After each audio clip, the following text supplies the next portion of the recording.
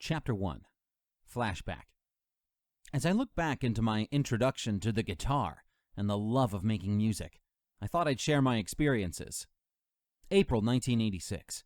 The neighborhood I grew up in was great. There was always a basketball or football game to be played, or ramps to be jumped on BMX bikes. But when 1986 rolled around, things in my life would soon change. I was in 10th grade, finally in high school, after spending an extra year in junior high, having to repeat the 7th grade. The kids were bused across town to the junior high school, and it was awful, located in the hood. But the high school was just a few minutes from home. So now it was a fresh start in a new school. Springtime had rolled around, and the high school would put on a talent show every year. It was titled The Senior Follies. My friend and I had talked about going to see the talent show, but neither one of us had a driver's license yet.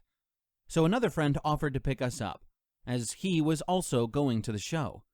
On the way to the talent show, our friend with the car popped in a cassette. The sounds coming out of the speakers blew my mind. It turned out to be the Fair Warning album, my first real introduction to Van Halen.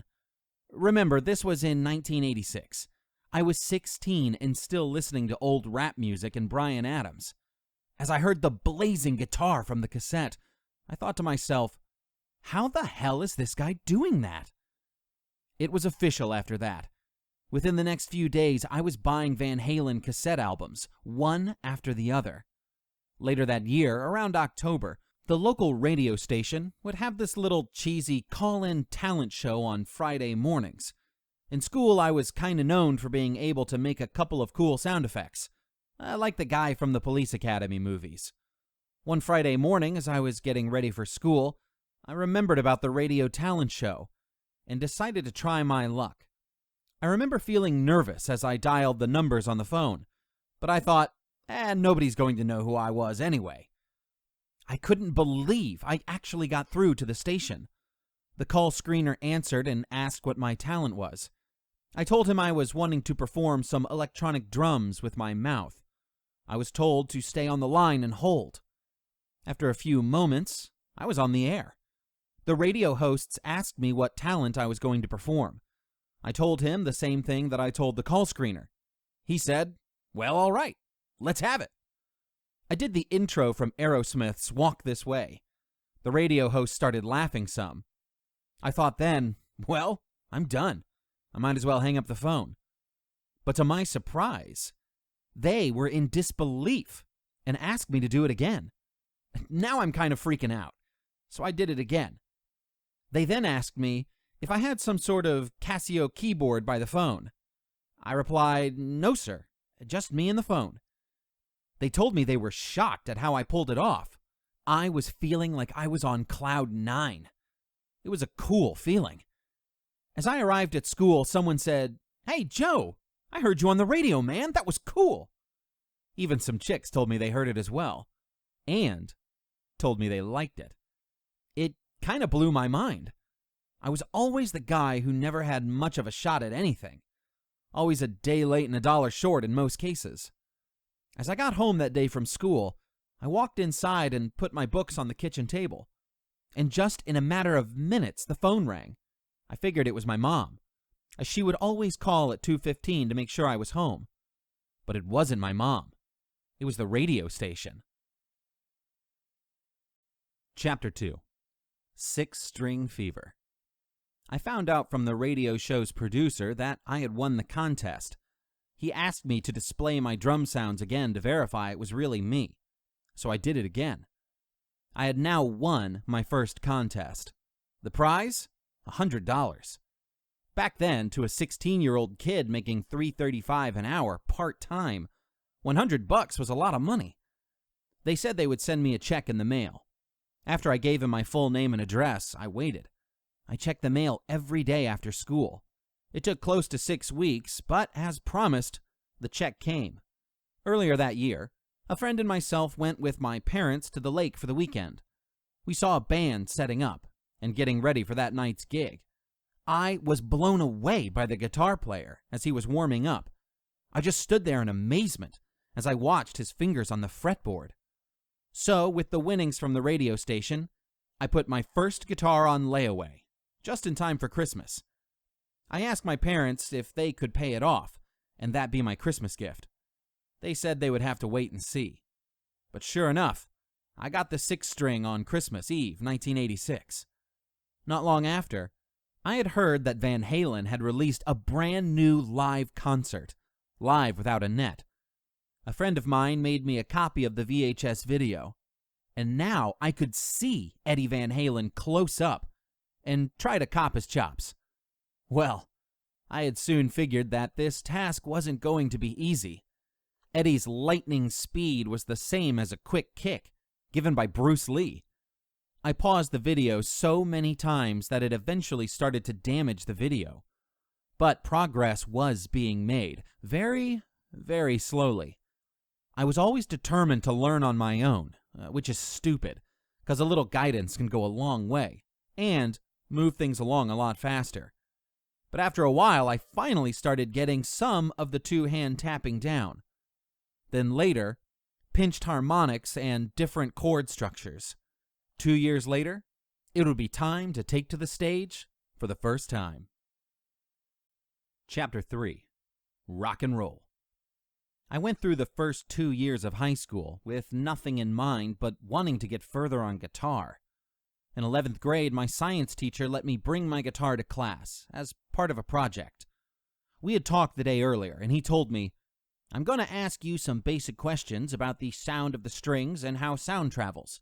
Then, when I ask you if there's anything else you'd like to add, that's your cue to rock out." He was the coolest teacher I ever had. He always made learning fun and interesting. Finally, I made it to my senior year.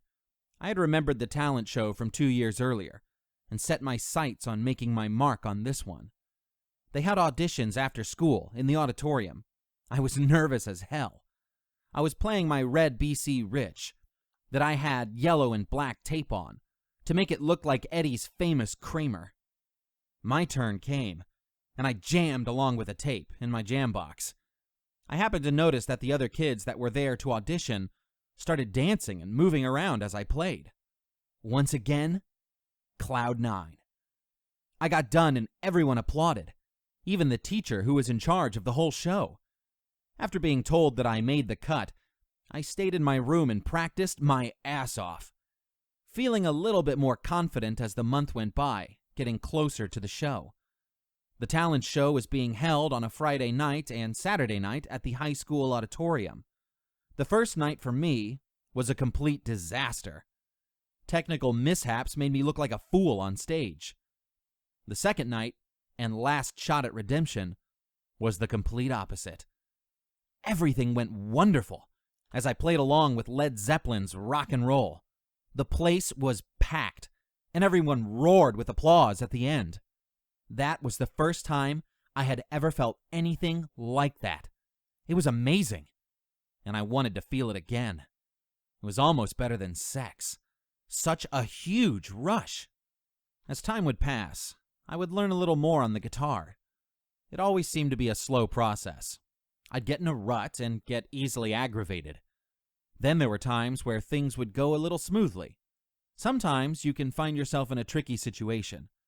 Then you have to do the best you can, or run away with your tail between your legs. Here's a prime example. Back in the summer of 1996, I was working part-time for the Charlotte Motor Speedway during the Coca-Cola 600. One afternoon, the crew was invited to a big barbecue right next to the track. My boss at that time noticed that I had brought my guitar one night to play during my break. He told me he had a good friend of his performing some live entertainment at the cookout. He was like a one-man band. He asked me if I'd like to join in the entertainment. I said, sure, why not? It didn't take long for me to see that this guy was the real deal. He had his own RV setup with a huge PA system, a keyboard, microphones, lights, etc. Here I am showing up with a guitar and a small amp. I wondered if this was a setup of some kind to put me on the spot or embarrass me. But either way, it was time to play or walk away. I chose to play. I introduced myself to the gentleman and asked what songs we were going to play. He said, beach tunes, oldies but goodies, stuff like that. I thought to myself, well, I'm screwed. I know 0 of these songs. So I asked what key the song started in. His response? Just jump in and follow along the best you can. Wow, really? So, this is a great example of how much playing music with other musicians is very important to develop as a musician. Don't ever think that you're better than another musician. If you look at this as a competition, then you will gain no respect whatsoever. It's about having fun and learning from others, and passing the knowledge along to someone who can use a little help. We all had to start somewhere. It's great to have heroes. I know I have mine, and I've had to take a little from each of them, as well as adding my own taste. This helps you develop your own style, and you don't need to sound like a copycat. That is what you definitely do not want. Chapter 4. Reliable music.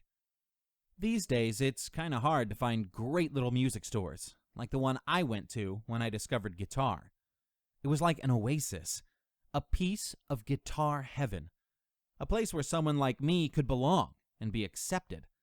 This amazing place was named Reliable Music, an independently owned music store in Charlotte, North Carolina. This is the place where I got my very first guitar, the one I got from the talent show winnings. It was like Christmas Day when you walked into this place. Guitars everywhere, bass guitars, keyboards, drums, etc. And, being that this was in 1986, everyone that worked there looked like a rock star. 2 salesmen that worked there, I will always remember. First, there was Mark Krotz, an awesome guitarist/salesman, with cool-looking blonde hair that looked like he just did a cover shoot for Guitar magazine. Second, there was Jimmy Saviano. He was awesome as well. He looked like he just came out of Bon Jovi. These guys were great, and they take the time to answer your questions and treat you like you belong to this awesome guitar community. What would really floor me was, when I was interested in a particular electric guitar, Mark would plug it up, and for about 15 to 30 seconds, he would just floor my ass with his guitar playing. I would be standing there when he'd hand the guitar back to me and say, "Here you go, man, go for it." Yeah, right. I really miss that place. It was a place where you knew that common bond between you and everyone there was the love of playing music. So in a way, everyone was kind of like family. I spent quite a few years there when I was growing up. Even if I didn't have any money, I'd still drive out there and hang out. I'd watch people play guitars. And there you go. Free lesson.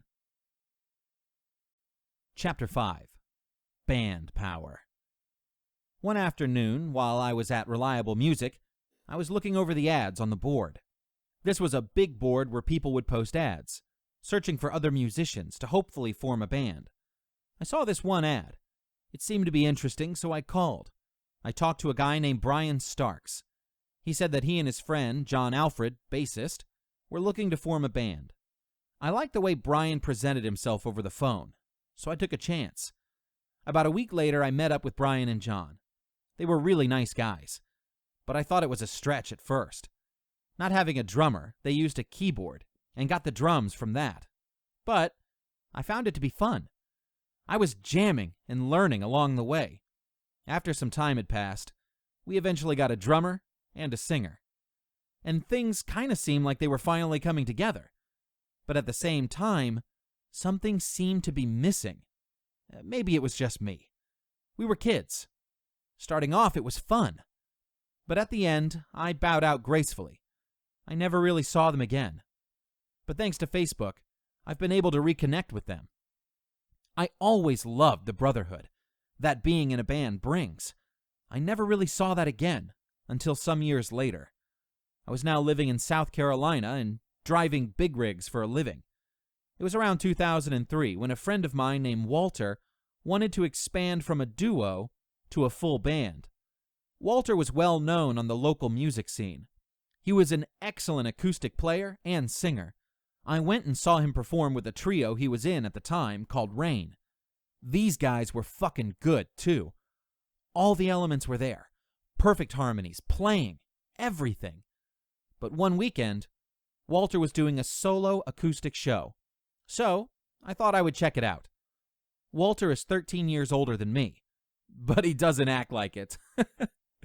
After I saw his solo gig, I asked him if he'd be interested in jamming sometime. To my surprise, he said yes. At this time, I had my own duo going on, with my great friend Eric. We were rocking the bar on the weekend that Rain was not performing. So, when Rain fell apart, Walter joined forces with Eric and myself. I think this kinda left a sour taste in the mouths of the remaining members of Rain. But this kind of thing happens a lot more than you may realize. Everything started off pretty well. We were having fun. Then, little stupid things start to happen that you really don't have control over. Let's put it this way. When a certain wife cares more about buying shots for people, getting shit-faced, and not being there to support her husband's performance, then yes, this presented a problem quickly. Nothing worse than dealing with a drunk all the time.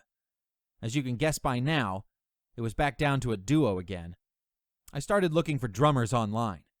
I came across this ad that said he had 20 years experience in all different styles of music. I thought to myself, is this guy for real? I talked to Walter about it, and we agreed to contact the drummer. I called his number and left a message on his machine. A few days later, Walter and I showed up for a jam. His name was David, a very nice guy, with a drumming talent that was phenomenal. We clicked right away. We work on the top 40 standards from the 70s and 80s. A few months later, the final piece of the puzzle would join us, an amazing bassist named Jeremy. Wow, what a laid-back cat Jeremy is. Such a great personality and a great laugh. We pursued forward and practiced for a full year before getting a gig. We wanted to be at our best when the time came to perform. And boy, that was a great decision. It not only helps with knowing the material inside and out, but it really does wonders for the confidence level. So the time came for us to try out our set. The folks loved it. It felt like we'd been doing this for 10 years. I knew this is what I wanted. I wanted this band to last. Even if we only played once a month, that was fine by me.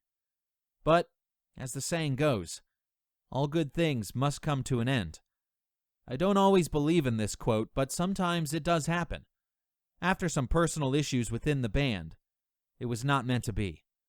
Man, talk about being disappointed. I did not want to see this happen. I still try and stay in touch with the guys, because we had a lot of good times. Chapter 6. Going Solo. After being in and out of bands, I started to grow tired of that scene. My day job requires a lot of my time, so the money from these gigs isn't worth the trouble. A lot of that has to do with areas of town you perform in. So I started really getting into writing and recording my own material. This way works out perfectly for me. I don't have to drag equipment back and forth to rehearsal. I get to call my own shots and play all the instruments. And the best thing? I can do it on my schedule. The good part is, you can do all your music on your own, mix it, master it, and distribute it. But with the oversaturation of wannabe musicians, it's really hard to get heard. But for me, I play and record music because I love to do it. It's a part of my DNA. If someone hears it and likes it, that's the reward in itself. That puts a smile on my face.